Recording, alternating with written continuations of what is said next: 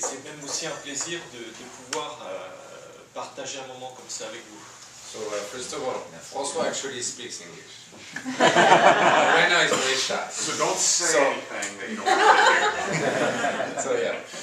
So after the second glass, third glass, we will switch and everything's going to be in English. You need to give it a bit of time. So I'd like also to take the opportunity to reintroduce myself. I'm Emmanuel. I work with Danny. Most of you know Danny. I work for Vineyard Brands, and I've been working with François, and it's been really a pleasure to work with him. And I can assure you, he speaks English quite better than he thinks. So first of all, he meant to say thank you to all of you for coming, and it's really a pleasure for François to be able to come for the first time in America in order to present his wine and so forth. I think the best would be to talk about the Carillon at first. They actually arrived in Burgundy in 1520, and c'était une pierre que vous avez trouvée en 1630. Oui, dans la plus vieille cave du domaine. And they found a stone with showing that the Carillon were there back in the days of 1632 in one of the oldest cellars that they have. And that's the reason why they have this on the label. François and Jacques are splitting because their father is retiring. Louis Carillon, Louis has been making wine for quite a while, grew the estate to 10 hectares, which is the case now. And Jacques and François, they both have kids. François has 4 kids, so it's pretty busy. And Jacques got 2 kids. So they decided to split. And you're going to have now the exact same label, like this, with François Carillon through Vineyard Brands. And in 2010, no more Louis Carillon on the market. And they're going to be Jacques Carillon with the exact same label again, to make it a bit more complicated. Through Rosenthal. So this is what's happening. So they split the estate 5 hectares to Jacques, 5 hectares for François. But they rearrange, like, for example, the most interesting, I think, for you to know is Jacques is taking the Bienvenue Bâtard Montrachet, while François is getting more Perrier. Okay. Jacques is the older brother. He started in 83. François arrived in 88. And at the domain, until now, François has been the farmer. And farming the land for the estate, while Jacques was more in the office and taking care of relationship with Vineyard Brands and others and so forth. And with his time in the vineyard and so forth, he has friends around who asked him to farm the vineyard like he does. He works in organic, biodynamic and so forth, but doesn't really advertise that. He doesn't put that across. And he decided also to start a négoce business, which is also on the pre-sale for the O9. We've been showing those wines a little bit. We had a few samples. We didn't have enough, and unfortunately for today. But he's starting a négoce business in order to buy some Saint-Aubin and some. Tu veux acheter des Perrier? Refaire. And he wants to buy some Refaire also. Okay. And so they are also on the spreadsheet here. On peut commencer par dire, tu as commencé en 88. Ouais, tout d'abord, oui, j'ai commencé en 1988, où mon père était encore en activité sur le domaine. Le grand-père était encore en activité sur le domaine. When François started, they were back in 88, his father and his grandfather were here, helping him out. C'était encore une période où réellement, c'était 3 générations qui travaillaient ensemble. C'était assez impressionnant. Et Jacques, comme pour moi, c'était très important d'avoir déjà les premières bases et la première sympathie avec le terroir bourguignon, où nos connaissances ont été vraiment importantes par l'intermédiaire du grand-père. All the knowledge they got after even being in school and everything, they got everything from their grandfather. Told them about the vineyard and so forth, and that's the reason why also with sharing that passion with also his father, he decided to be in the vineyard basically.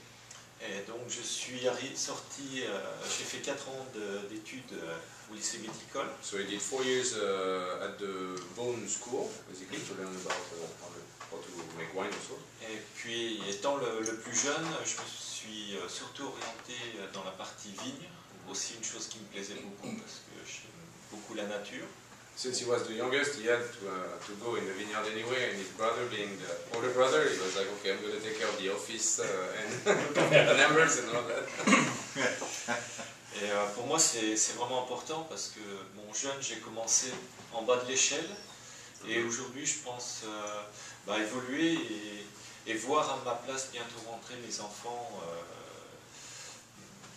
travailler à mes côtés. A priori, l'année prochaine, mon plus grand fils viendra travailler avec moi.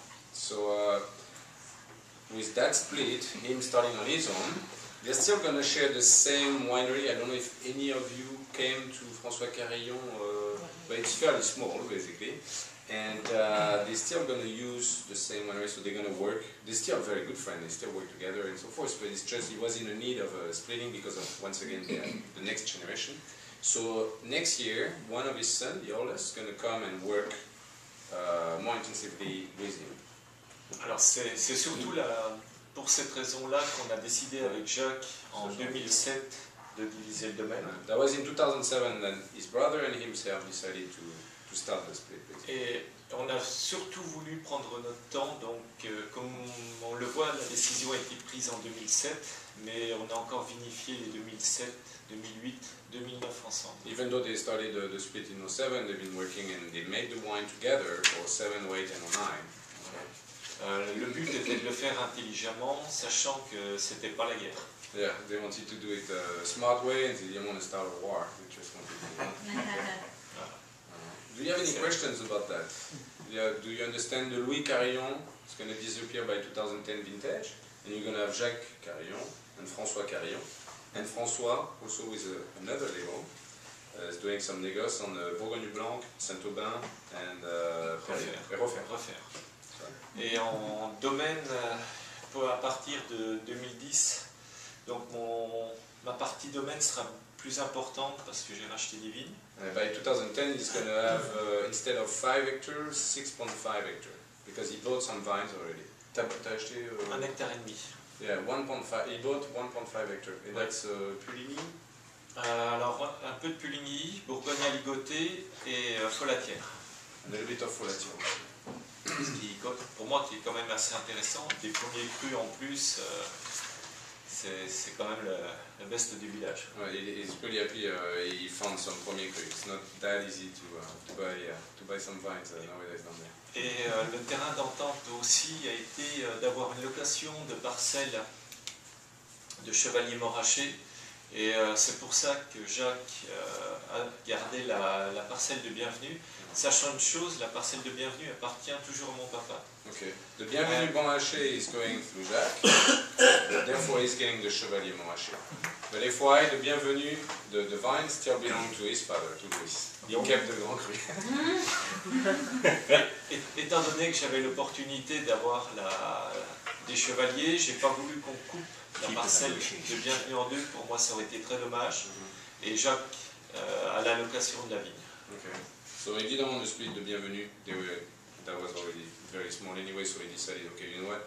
Take the Bienvenue, I take some Perrier, and I take the Chevalier. And that's the split, basically. Et donc, pour commencer les plus petites appellations, je vais produire Bourgogne à ligoter. He's going to do some Bourgogne à ligoter. I don't think we will have that in America. Okay. Non, pas encore. Si, on va le vendre aux États-Unis. Oh, si vous voulez. It's okay, you can buy some. Ou autrement, on sera obligé de le boire. If not, we will have to drink it. If you don't buy it. Bourgogne Chardonnay, après. Bourgogne Rouge. He does a little bit of red, by the way. Oh, okay. So, t'as des vignes de rouge? Oui, toutes petites. A small vineyard. He has a very small vineyard of red, of Pinot. 20 arts. 20 arts, c'est un quart de acre. A quarter of an acre. Ouais. There was speculation that was going to be ripped up to plant white, but apparently you're not. Il y avait beaucoup de gens qui pensaient que tu allais enlever le rouge et mettre du blanc à la place. Peut-être. Oui, non, mais Still smelly.